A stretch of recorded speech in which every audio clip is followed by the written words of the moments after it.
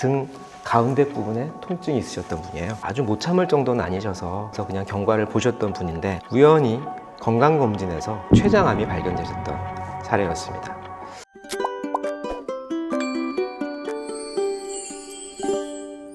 안녕하세요. 마음과 몸을 활성화시켜주는 재활의학 올어바우 재활입니다. 오늘은 바른 자세를 위해 고르게 펴줘야 하는 등에 대해 알아볼 텐데요. 등 통증의 원인과 치료 그리고 재활 방법까지 알려주실 재활의학과 신경호 원장님 모셨습니다. 원장님 안녕하세요. 안녕하세요. 저는 재활의학과 전문의 신경호입니다. 많은 통증의 종류 중에서 오늘은 등 통증의 원인을 한번 분석해드리고 치료와 예방 운동 끝으로 제가 경험했던 특수한 사례들을 보여드림으로써 등 통증으로 고통받는 여러분들에게 조금이나마 도움이 되어드리고 싶습니다.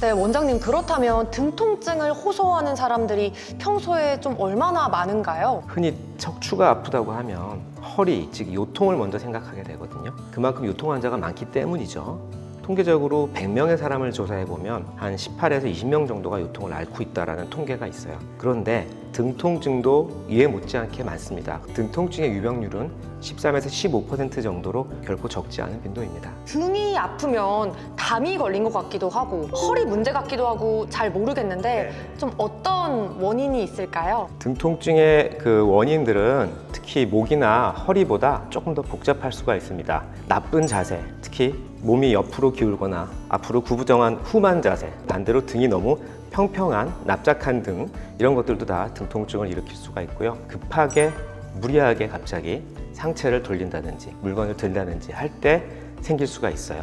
높은 데서 떨어졌다거나 아니면 부딪혔다거나 이런 외상, 트라우마에 의해서도 등 통증이 생길 수가 있겠고요. 또 우리 현대인들에게 많은 어떤 심리적, 정서적인 스트레스, 압박 이런 것들 때문에도 등 통증이 생길 수가 있습니다.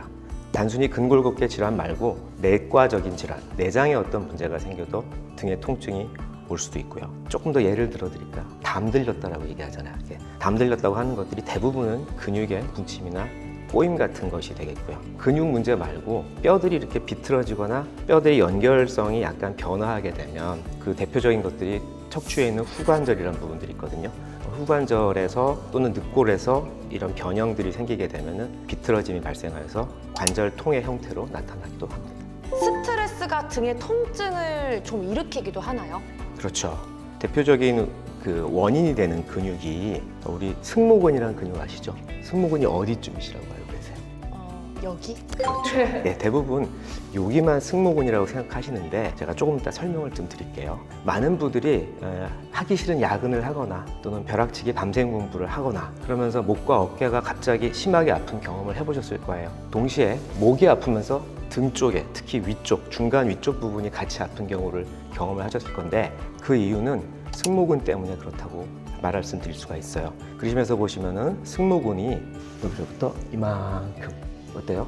목, 어깨, 등에 걸쳐 있고 굉장히 큰 근육입니다. 그래서 시작은 목부터 스트레스 반응이 시작되죠. 왜 그럼 스트레스일 때 근육이 뭉쳐지느냐? 이 승모근으로 가서 움직이게 만드는 그런 수축 신호를 보내는 신경이 부신경이라는 신경인데 그 신경은 승모근에 가기까지 뇌에서 잠깐 자율신경과 연관되어 있는 미주신경이라는 부분과 같이 동행을 하는 구간이 있어요. 그러다 보니까 이 미주신경의 자극 현상이 부신경에까지 영향을 미쳐서 부신경이 붙는 승모근이 같이 수축을 하게 되고 그 승모근은 목에서부터 등까지 광범위하기 때문에 등 통증까지 나타내는 아주 중요한 근육 중에 하나가 되겠습니다. 원장님 그러면 등뼈의 바른 자세 좀 어떻게 점검을 해볼 수 있을까요? 등 자세가 반드시 꼭 등에만 문제가 되는 것이 아니고요. 목과 허리도 같이 연관이 되어 있어요. 그래서 우리가 자세를 스스로 점검을 자주 해주는 게 필요한데 여기서 보이시는 것처럼 머리와 등과 엉덩이를 벽에 자연스럽게 갖다 붙이고 한번 서 보시면 됩니다. 그러면 머리와 등, 엉덩이가 동시에 자연스럽게 붙이는 게 크게 어렵지 않다면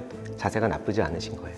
그런데 예를 들어서 등하고 엉덩이는 잘 붙었는데 머리가 벽에서 이만큼 떨어졌다.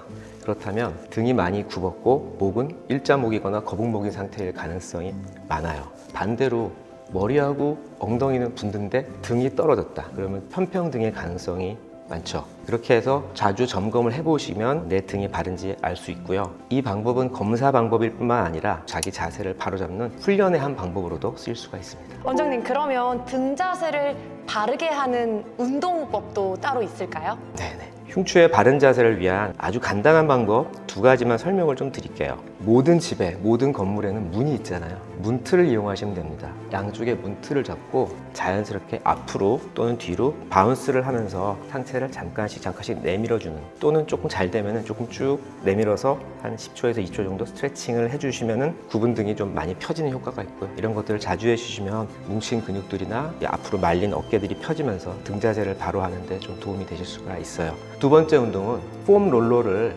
등과 허리 가운데쯤에 두시고요. 뒤쪽으로 등을 쭉 펴면서 약간 윗몸 일으키기 하는 자세처럼 몇 번씩 반복을 해주시면 등이 펴지는 효과도 있으면서 동시에 복근의 코어 운동도 조금 자극되는 효과가 있기 때문에 척추의 자세와 근육을 운동하는 데 좀 도움이 되는 복합적인 운동입니다.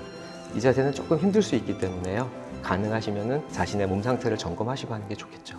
이런 운동을 통해서 쉽게 등 운동을 또 집에서도 할 수가 있겠네요. 원장님, 오늘 등 통증 원인 중 내과 질환이 문제가 된다라고 하셨는데 이건 어떤 의미가 있을까요? 네, 등은 우리 몸통의 뒷부분이죠. 그 몸통 안에는 뭐가 들어있죠? 많은 내장 기관들이 들어있잖아요. 그런 장기들의 어떤 병이 생기면은 그 장기 부분이 직접 아프기도 하지만 몸통의 피부로 통증이 느껴지게 되는 그런 연관통이라는 것이 나타날 수가 있습니다. 앞쪽 통증은 대부분 복통으로 나타나고 뒤쪽은 등 통증 또는 흉통으로 나타나는데요. 폐, 흉선, 비장, 심장, 위장, 간, 췌장이 등의 통증으로 나타날 수가 있는 것을 보실 수 있습니다. 그래서 내과 질환이 있어도 등 쪽 통증이 나타나기 때문에 반드시 근육이나 관절, 신경 통증과 구별을 해야 되는 문제가 되는 것이죠. 확실히 등 통증의 원인을 먼저 파악하는 것이 중요하네요. 원장님께서 진료하신 등 통증 환자들의 다양한 사례를 한번 들어볼 수 있을까요?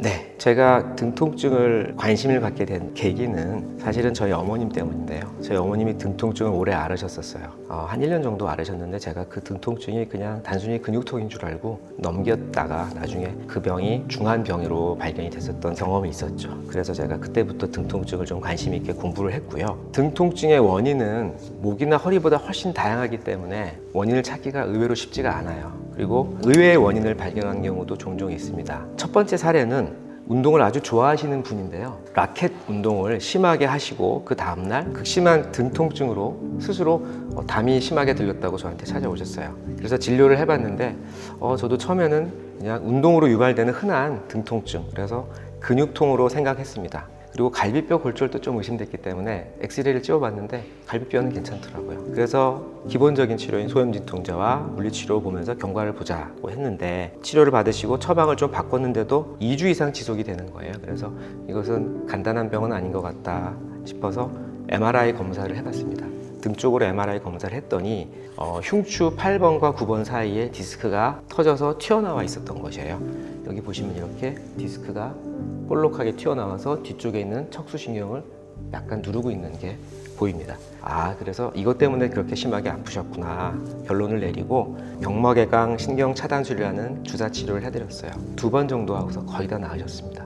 흉추 디스크는 요추나 경추에 비해서 그렇게 많지는 않습니다. 하지만 반드시 체크를 해보고 확인을 해봐야 되는 그런 질병이라고 생각이 돼서 이 사례를 한번 소개를 해드렸습니다. 2번째 사례는 극심한 등 통증이 갑자기 생겼던 어떤 할머님이셨는데요. 며칠 후 가려움이 동반되면서 이렇게 심한 피부병변이 나타났습니다. 이 피부병변이 나타나는 것을 보시면 대부분 대상포진이라고 진단을 하실 수가 있어요.